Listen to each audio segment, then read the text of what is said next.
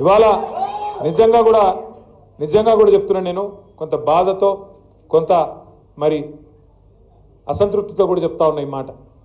అంతా బాగా నడుస్తున్న టైంలో 10 ఏళ్ళు తెలంగాణకు బలమైన పునాది పడి ముందుకు పోతున్న టైంలో ఆ మధ్యలో నేను చిన్నగా ఉన్నప్పుడు సినిమా వచ్చింది మోసగాళ్ళకు మోసగాడని, యాదుకుందా?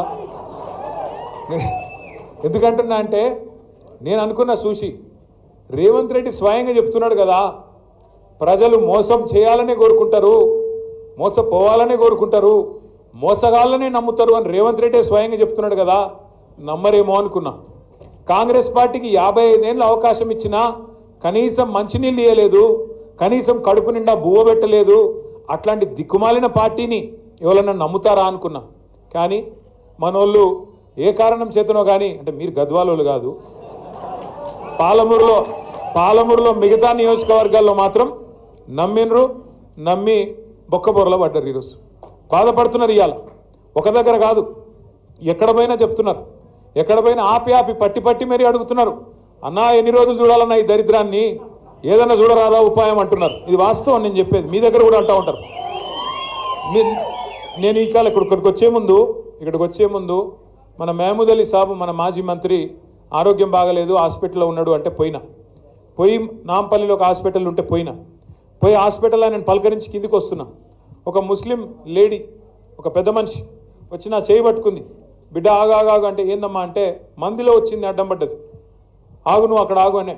ఏమమ్మా అంటే ఏం లేదు, కేసీఆర్ గారికి ఒక మాట చెప్పు, కేసీఆర్ ఉన్నప్పుడు నా పేరు ఫలక్నుమాలో ఉంటా, నా పేరు నూర్ ఫాతిమా, కేసీఆర్ అన్నకు చెప్పు, అన్న ఉన్నప్పుడు మా ఇంట్లో కరెంటు పోకపోయేది, ఈ దరిద్రులు వచ్చినాక రోజుకి 8 సార్లు పోతున్నది, జల్దీ రమ్మను కేసీఆర్ను అన్నది. అంటే ఎట్లమ్మా ఏం చేస్తాము, ఒక ఓటుకు తప్పు ఓటుకు మరి శిక్ష 5 ఏళ్ళు కదా, ఏం చేయాలి నేను అని నేనంటే, ఏదన్నా ఉపాయం చూడు బిడ్డ, ఏదన్నా చూడరాదు మీరు అందరు కలిసి అంటున్నది. ఉపాయం ఏం లేదు, ఉపాయం ఒకటే, ఏ 10 మంది సన్నాసులైతే మన పార్టీ నుంచి పోయినరో ఆ 10 మంది సన్నాసులకు రేపటి రోజున ఉప ఎన్నికల్లో గద్వాలతో సహా కర్రు గాల్చి వాత పెట్టడమే ఉపాయం తప్ప వేరేం లేదు. మీ అందరికీ నేను మాటిస్తా ఉన్నా, వీళ్ళు వాళ్ళు అని కాదు, మీ ఎమ్మెల్యే పేరు తీసుకునే అక్కర కూడా లేదు. ఎందుకంటే కుండ పగిలితే పగిలింది కానీ కుక్క బుద్ధి తెలిసింది అని ఎవడు మనోడో ఎవడు దుర్మార్గంగా మనతో నుండి వెన్నుపోటు పొడిచేటోడో మనకు అర్థమైంది ఇవాళ. కాబట్టి అట్లాంటి వాళ్ళ పేర్లు తీసుకొని వాళ్ళని పెద్దోళ్ళని చేయాల్సిన అవసరం లేదు. ఆ 10 మందికి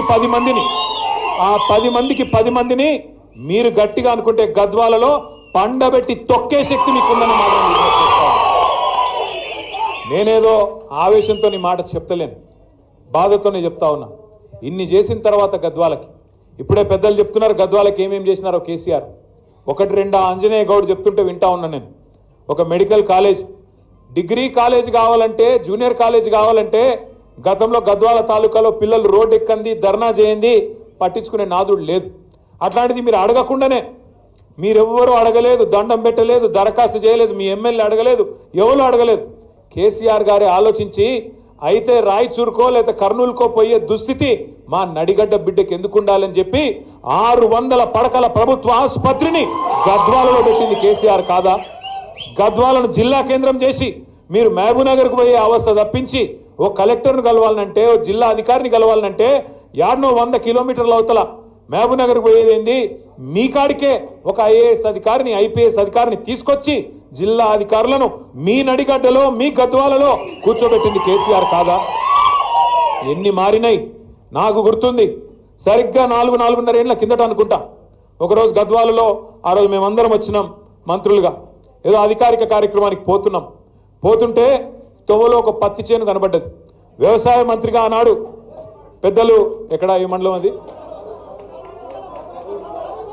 దరూరు మండలం, చిన్నపాడు గ్రామం. ఆ గ్రామానికి ఆ రోజు వ్యవసాయ మంత్రిగా నిరంజన్ రెడ్డి గారు, నేను అందరం ఏదో ప్రోగ్రాం మీద వచ్చినాం. పోతుంటే పత్తి చేనుల చాలామంది కూలీలు కనబడ్డారు, రైతులు కనబడితే పలకరిద్దామని పోయి ఆడ కింద చాలా మంది లేడీస్ ఉండే, పలకరిద్దామని పోయినాం. చిన్నంపాడు గ్రామం, దరూరు మండలం. పోతే నాకు ఇంకా కూడా గుర్తున్నది ఆ సందర్భం. ఎందుకంటే పాలమూరు అంటేనే వలసల జిల్లా, పాలమూరు అంటేనే ప్రతి సంవత్సరం బతుకుదెరువు లేక నీళ్లు లేక కష్టపడే మనుషులున్నా నీళ్ళిచ్చే సంస్కారం ఉన్న ప్రభుత్వాలు లేక పట్టించుకునే నాయకులు లేక వలసలు పోయిన జిల్లా వెతలుబడ్డ జిల్లా పాలమూరు. సంవత్సరానికి 14 లక్షల మంది బతుకుదెరువు కోసం వలసపోయిన జిల్లా పాలమూరు. అట్లాంటి వలసల జిల్లాలో మేము ఆడపోయి ఆ రైతు కూలీలందరి దగ్గర పోయి అమ్మ బాగున్నారా అని పలకరిస్తుంది. బాగున్నామా నాడిని ఎక్కడ ఏ ఊరమ్మా మీది అంటే నేను అనుకున్నా అయితే అలంపూర్ తాలూకోలో అయింటారు లేకపోతే గద్వాల తాలూకోలో అయింటారు అనుకున్నా. వాళ్ళు చెప్తలేరు మాకు, ఏ ముస్మిస్ నవ్వులు నవ్వుతున్నారు చెప్తలేరు మాకు. మేము పోయి అడిగితే ఇదేమబ్బా వీళ్ళు సిగ్గుపడుతున్నారని చెప్పి ఎక్కడమ్మా మీ ఊరు అని 2-3 సార్లు అడిగితే అలా నాకు నిజంగా ఆశ్చర్యం అనిపించింది, సంతోషం కూడా అనిపించింది. అందులో ఒక 2-3 ఆడబిడ్డలేమో అన్నా మాది కర్నూలు అన్న ఆడికెళ్ళి వచ్చి ఇక్కడ పని చేస్తున్నామని చెప్పి, ఇంకో ఇద్దరు ముగ్గురేమో అన్నా మాది రాయచూరు అన్న ఇక్కడికి వచ్చి పని చేస్తున్నాం, కర్ణాటకలో పరిస్థితులు బాగలేవన్నా అని చెప్పి. మేము కార్లు ఎక్కంగానే మేము అనుకున్నాం ఎట్లా మార్పు వచ్చే చూడు, వలసల జిల్లాగా పేరుపడ్డ పాలమూరుకు రివర్సు వలసలు వచ్చే పరిస్థితి వచ్చింది కదా. ఆంధ్ర నుంచి కర్ణాటక నుంచి అక్కడి కష్టజీవులు ఇక్కడికి వచ్చి మన పొలాల్లో పనిచేసే పరిస్థితి వచ్చింది అంటే నీళ్ళు వస్తేనే కదా. కేసీఆర్ గారు ఆనాడు మీకు యాదుకుండాల రాజోలి బండ డైవర్షన్ స్కీమ్ కోసం అలంపూర్ జోగులాంబ నుంచి ఆర్డీఎస్ దాకా నడిచిండు కేసీఆర్ ఆనాడు పార్టీ పెట్టిన కొత్తలోనే. ముఖ్యమంత్రి అయిన తర్వాత రాష్ట్రం వచ్చిన తర్వాత మీకోసం తుమ్మిళ్ళ కట్టినా ఇంతకుముందు తమ్ముడు చెప్పినట్టు రాలేవాగు ప్రాజెక్టుతోని మన రాలెంపాడు ప్రాజెక్టుతో 2 లక్షల ఎకరాలకు నీళ్ళు ఇచ్చిన కేసీఆర్ ప్రభుత్వమే చేసిందా లేదా. అందుకే నిజాయితీగా నడిగడ్డ బిడ్డలు మళ్ళా కేసీఆర్ రావాలని చెప్పి మీరు 3 సార్లు కూడా ఓట్లేసి గెలిపించినారు. కానీ ఓటేసి గెలిపిస్తే ఇలా రాష్ట్రంలో జరుగుతున్నదేంది? ఒకనాడు మన నినాదం తెలంగాణ ఉద్యమంలో నీళ్లు నిధులు నియామకాలు, నీళ్లు నిధులు నియామకాలు. ఇలా రేవంత్ రెడ్డి ప్రభుత్వం వచ్చినాక ఏమైపోయింది? ఆ నినాదం మారిపోయింది. ఇప్పుడు ఏమిటి తెలుసా కొత్త నినాదం? బీఆర్ఎస్ మీద నిందలు, బిల్డర్లతో కాంట్రాక్టర్లతో దందాలు, రాహుల్ గాంధీకి చందాలు. నిందలు, దందాలు, చందాలు, నీళ్లు నిధులు నియామకాలు లేదు.